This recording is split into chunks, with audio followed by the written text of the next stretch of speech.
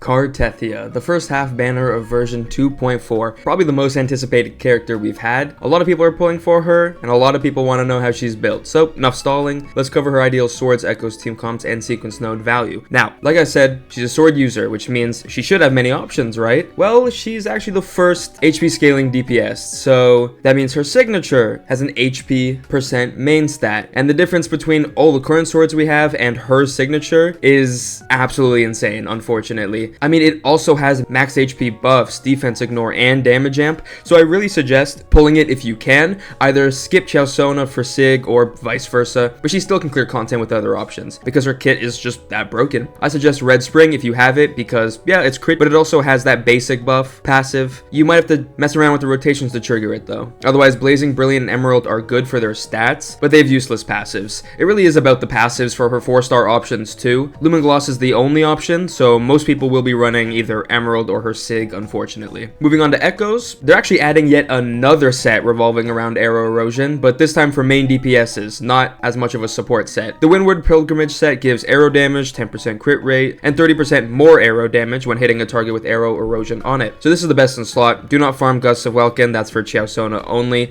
It's a good placeholder since you can't pre-farm, but don't farm it for Cartethyia. The main Echo you should equip is Reminiscence Fleur-de-Lis, and then with a cost spread of 44111. I know, for once it's actually better to have double crit, and let me explain why. The reason crit rate, crit damage, and triple HP % performs better in general is because of the lack of crit and abundance of arrow damage elsewhere. Her Sig doesn't give crit, her Echo set, own kit, and supports all give a ton of arrow damage. It's something like 50% from her set, 30 from support set, 60 from Liberation, 20 from Sword Echo. It's a lot. Okay, so double crit is amazing for her, plus more HP is also good. With all that being said, I think it's obvious the substats she wants will be crit rate, crit damage, HP %, and then basic bonus and Liberation bonus is also useful. That's where her DPS comes from. Let's get on to team comps. So probably the most asked question is Chaosona necessary? Are we getting another Zanny Phoebe situation? And the answer is no. AERO Rover is perfectly fine when used with a Spectro Frazzle Inflictor because they can only convert dot, so you don't need Chaosona. However, she is a pretty significant upgrade and makes her a lot easier to use, but we're just going to start with Cartethia's premium and strongest hyper carry team. It will be herself, Chaosona, and AERO Rover. This comp is perfect. It is the AERO Erosion comp. Chaosona can be replaced with Phoebe and AERO Rover in the healer slot. Then some significantly weaker options will be Sanhua for a basic buff, Yang Yang for energy, Alto for arrow damage bonus, but honestly, good luck with any of those supports. They're not great. Shorekeeper and Farina are also always generally decent healers. Now, Cartethyia does build erosion stacks herself, but barely, and she also consumes those stacks. So her 4th basic and skill inflict 2 stacks. She wants a max of 6. Her liberation consumes 1 initially and then 5 at the end. So skilling twice or getting to her 4th basic twice before ulting is required if you're using comps without erosion stack builders.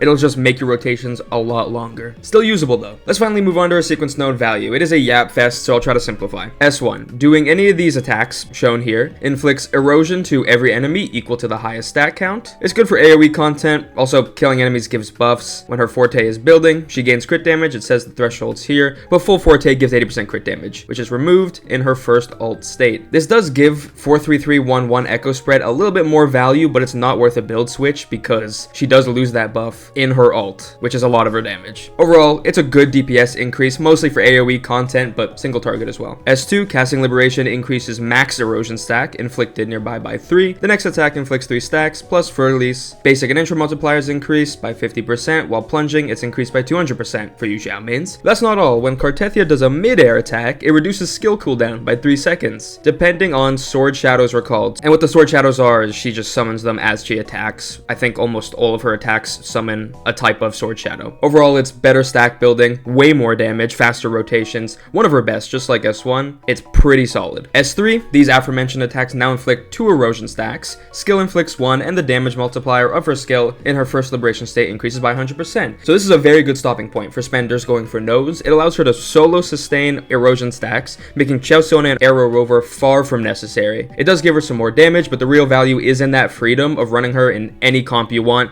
and it just works. S4 is pretty mid as usual. When anyone inflicts negative statuses, everyone gains 20% attribute bonus, tiny team-wide DPS increase, that's it. S5, when Cartethyia or Fleur-de-Lis dies, they instead gain a shield. This can be done once every 10 minutes, similar to Shorekeeper's res, plus HP cost for her liberation goes from 50% to 25% of max HP consumption. This is just to make her more comfortable to play. It has no contribution to her damage. It's pretty bad. had. And then S6, casting second liberation, she has 2 liberations for those who don't know, raises erosion stacks to max for every 1 hit. Fleur-de-Lis gains a new ability, letting anyone on the team trigger dot with each hit, plus Fleur-de-Lis does 40% more damage, so it's just a small team-wide DPS increase with a decent personal DPS increase as well. Honestly, the damage difference between S3 and S6 is pretty small. It's very much not worth going over S3 if you want to pull nodes. Her first nodes are surprisingly strong. And that's Cartethia's kit out of the way. Bro, these kits are getting to be too much. Like, these devs are writing whole essays. They're like discovering new rules in physics. Like, what the hell's going on here? Why can't I like just make big stick do big damage?